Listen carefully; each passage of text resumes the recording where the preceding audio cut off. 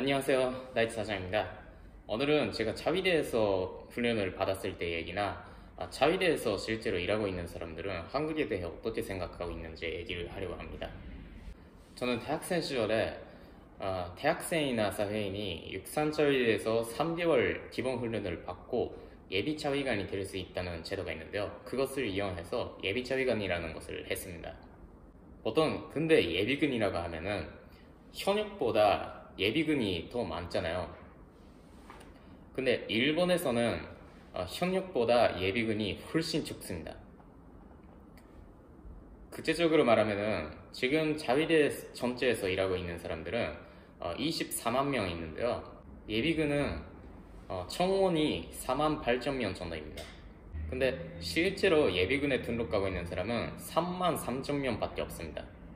그리고 자위대도 몇십 년 동안 사람이 부족하고 있는 상태라서 그래서 일반인한테서 모집을 하고 그 일반인들은 지원을 해서 시험을 보고 합격하면은 육상자위대에서 3개월 기본 훈련을 받을 자격을 얻을 수가 있다는 제도입니다.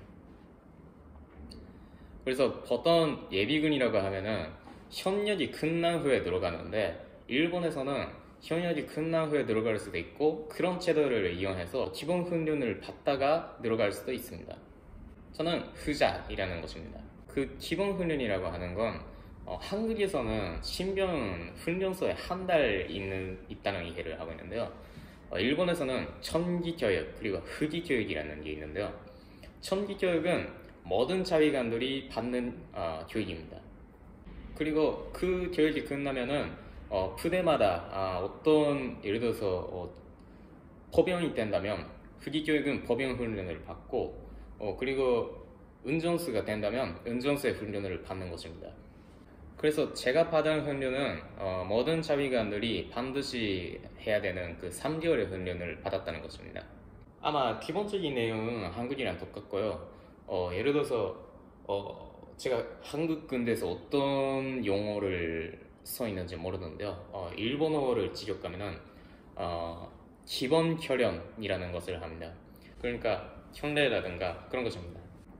기본적으로는 2주일 정도는 그 기본 교련을 계속해서 하고요. 그리고 가스 훈련도 합니다. 아마 남성분들은 얘기를 드리지 않아도 상상할 수 있는 것 같은데요. 그 텐트가 있고 거기에 판독명을 쓰면서 들어갑니다. 그래서 처녀들이랑 뭔가 얘기를 하면서 그러면은 판독명 벗어라는 지시가 있으면은 판독명을 벗고 가스를 체험해 보는 것입니다. 그리고 격투 훈련, 그리고 경계 훈련, 그리고 전투 훈련 그런 것을 다 하고 그리고 그 다음부터는 콤보이라고 하나요? 그 실탄이 아닌 것을 써서 전투 훈련도 하고 그리고 마지막으로 실탄 사격도 했습니다. 이 훈련을 3개월 동안 계속해서 받을 수도 있고요. 근데 학생 같은 경우는 저도 그랬는데요. 여름은 7월 말부터 훈련이 시작하는 것입니다. 그래서 일본에서는 가을 학기가 9월부터 시작하는데요. 계속해서 훈련을 받으려면 대학교 감이 나갈 수가 없는 거예요. 그래서 저랑 그리고 다른 대학생들은 일단 여름에 한 달 반 훈련을 받고 그리고 다시 겨울도 훈련을 한 달 반 받았습니다. 보통 자위대에서는 신병 훈련은 봄 아니면 가을에 시작하는 거예요. 그래서 여름이나 겨울에 신병 훈련을 안 하는데요. 저희는 그 교육대 그 스케줄의 문제로 그런 여름이나 겨울에 훈련을 받아야 되는데요. 그랬더니 예를 들어서 행군 훈련 이거는 먼저 15km부터 시작하고 그리고 두 번이 있는데요. 한 번은 15km 그리고 더 한 번은 25km 그렇습니다. 근데 그것을 일본의 엄청 더운 여름에 40도 정도였는데요. 그런 날에 해야 돼서 너무 힘들었습니다. 그리고 전투 훈련은 제가 한 시기가 겨울이었는데요. 보통 일본에서 큰 도시라면 오사카라든가 도쿄라면은 눈이 그렇게 많이 오지 않은데요. 제가 훈련을 받은 기지는 많이 눈이 오는 기지였습니다. 그래서 엄청 추운데 그 눈이랑 같이 많이 훈련을 받았습니다. 여기까지 얘기를 해서 하는 얘기가 아닌데요. 저는 사실 한국 분들이 자위대에 혐오감을 느끼고 계시는 사람들이 많다는 것은 알고 있습니다. 그래도 남성분들은 역시 실제로 그 자위대에서 훈련을 받은 사람을 본 적이 없는 분이 많아서 관심이 항상 이기는 것 같습니다. 그리고 그것을 저처럼 한국어로 설명할 수 있는 사람은 거의 없을 거예요. 그래서 제가 한국의 남성들이랑 얘기를 할 때는 자주 이 얘기가 돼버립니다.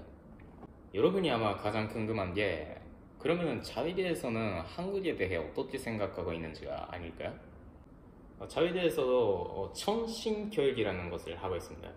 이거는 예를 들어서 일본에서도 당연히 중학교, 고등학교에서 역사를 가지고 있는데요. 자위대에서도 자위대의 역사인식으로 역사를 가르치고 있습니다.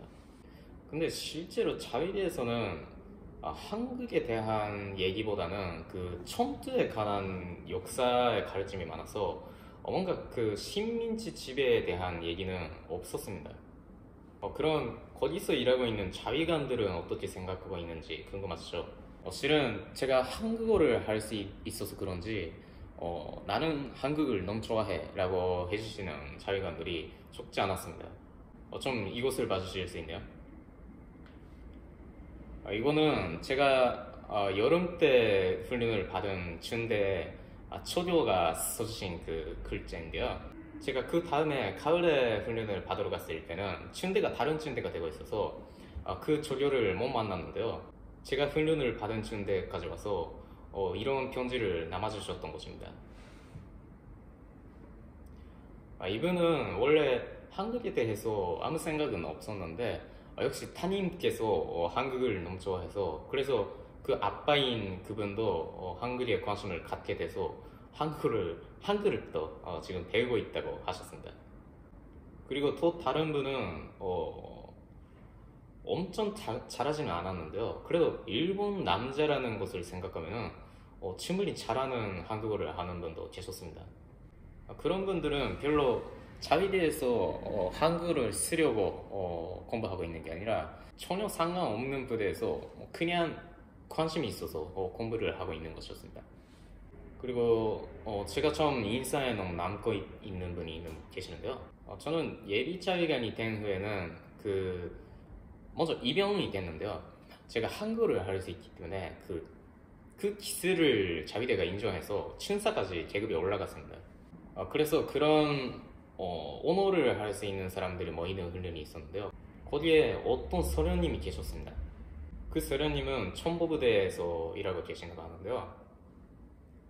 자세한 얘기는 죄송합니다만 할 수가 없습니다. 한국에서도 그런 것 같습니다만 역시 훈련에서 그 안에서 알게 된 것을 얘기를 할 수가 없었어요. 근데 제가 그분에게 이렇게 물어봤습니다.